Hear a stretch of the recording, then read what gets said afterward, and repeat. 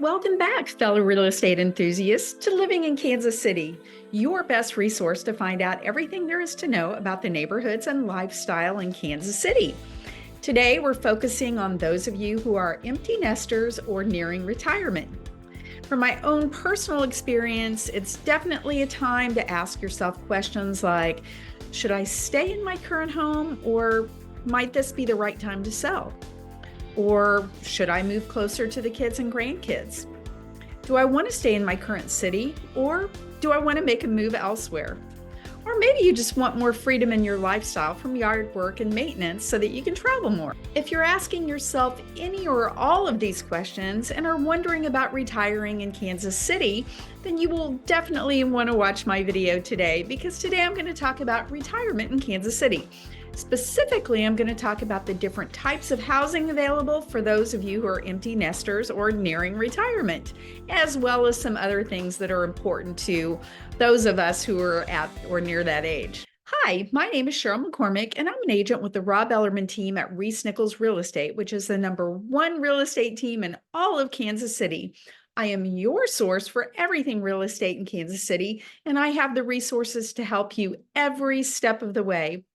I was born and raised here in Kansas City, and I've lived here the majority of my life, mostly in various suburbs on the Kansas side, and I absolutely love Kansas City. And as I said, today I'm talking about retirement in Kansas City, which is of particular interest to me because, as much as I hate to admit it, I'm actually right in there with you. So let's dive right in and let's talk about retiring in Kansas City. First, let's explore the different types of housing options available for retirees. Many people start to rethink their housing options when nearing retirement. If you're like me, your kids have moved out, at least for now, and you're thinking about the future. Should I downsize? Do I want less maintenance? Do I want to move closer to my grandkids? There are many different types of housing options out there for empty nesters, and your age, your lifestyle, and your health will likely be important factors when considering where you want to live. But today, I'm mostly going to focus on that transition from empty nesters into retirement. Most people at that stage of life will likely transition into smaller homes with main floor living. The two most common options for people like me and you at that stage are active adult communities and maintenance provided communities. Have you ever heard of the villages outside of Orlando, Florida, or the Margaritaville communities for ages 55 plus, located in the southern US? Both of those are examples of active adult communities on steroids. Active adult communities are communities that are designed for adults aged 55 and older, but who are still active and independent. Most homes here are often single-family homes or attached residences. They offer amenities like golf courses, fitness centers, swimming pools, social clubs, and actually cater to a lifestyle focused on leisure and recreation. Most homes in these communities are maintenance provided.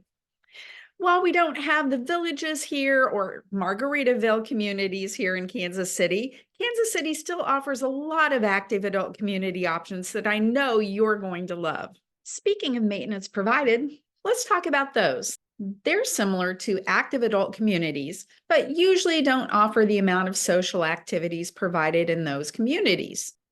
In maintenance-provided communities, most homes are single-family, ranch-style, or reverse 1.5-story homes on smaller lots.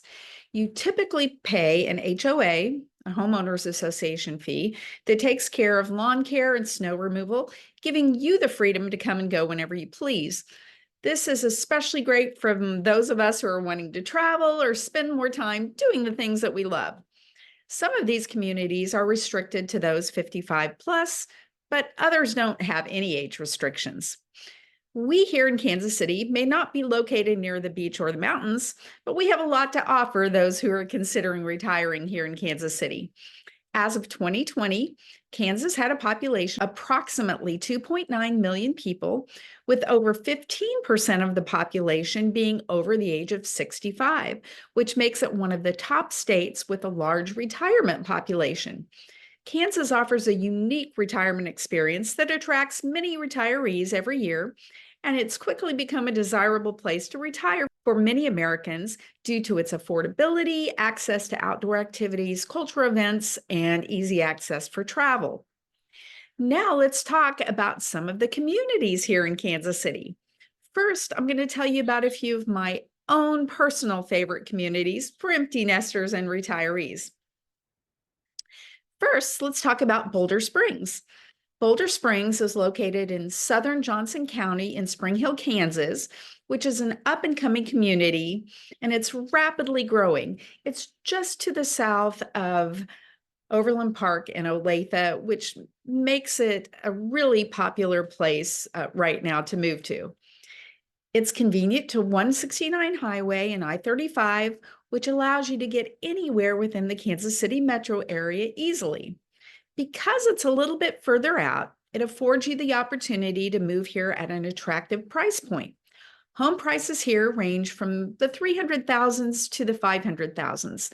The community has both single-family and maintenance-provided homes, but if you're looking for maintenance provided, they have a section called the Villas that feature attached homes from 1,300 up to a little over 1,500 square feet, all with double-car garages.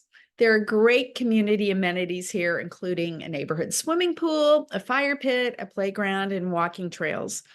This is a great option for those of you who are wanting more of a small-town rural feel. Next, let's look at a couple of great options in Olathe, Kansas, Boulder Hills and Chapel Hill. Boulder Hills is located in South Olathe, just a little closer in town than Boulder Springs. It also has both maintenance provided and non-maintenance provided single-family homes. The maintenance provided homes are located in a section called the Enclave, which feature homes priced from the upper 400s. Boulder Hills also has great amenities, including a swimming pool, pickleball court, playground, clubhouse, an outdoor grill, and outdoor fireplace. Boulder Hills is a great option if you're still wanting a single-family home, but you want that worry-free, maintenance-free lifestyle. Another one of my favorite options in Olathe is Chapel Hill. Chapel Hill's also located in southern Olathe, but it's a little bit further east than Boulder Hills, and it's just adjacent to Overland Park.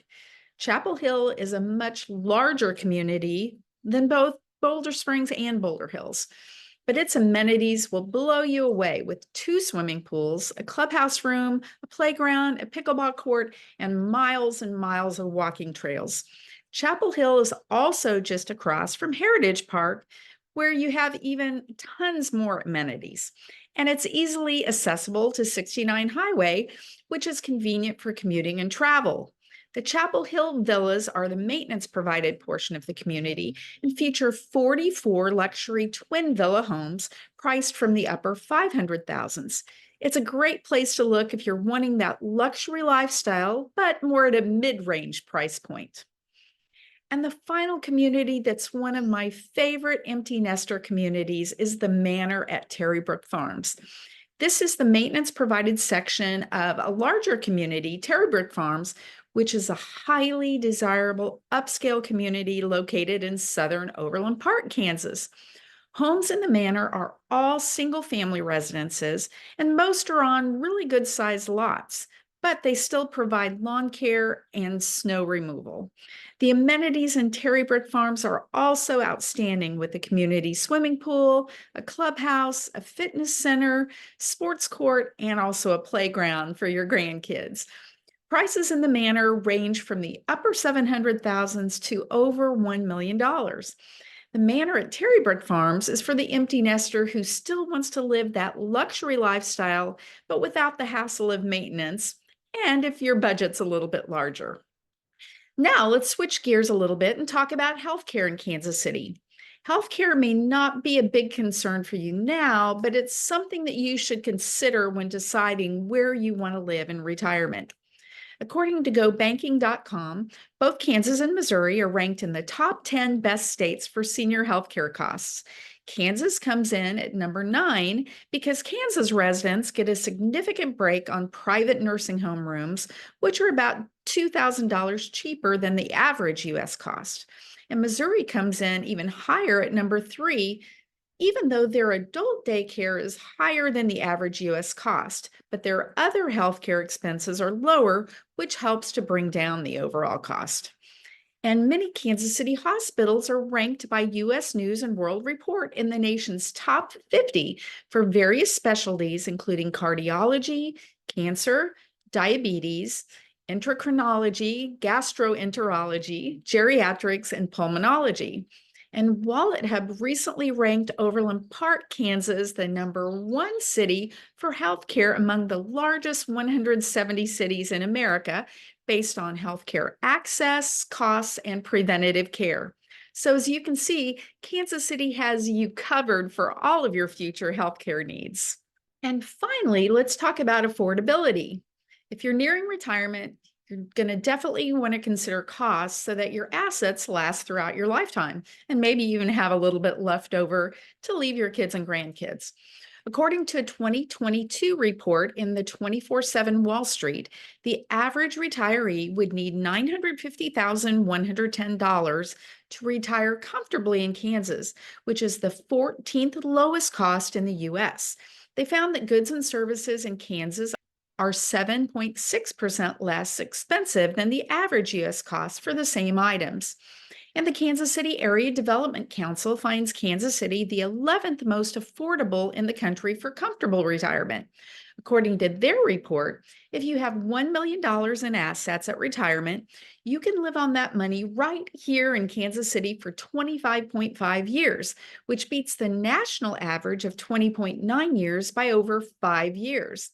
And as of February 2024, the average sales price of homes in Kansas City was around $330,000, but prices can vary depending on where you live in the city.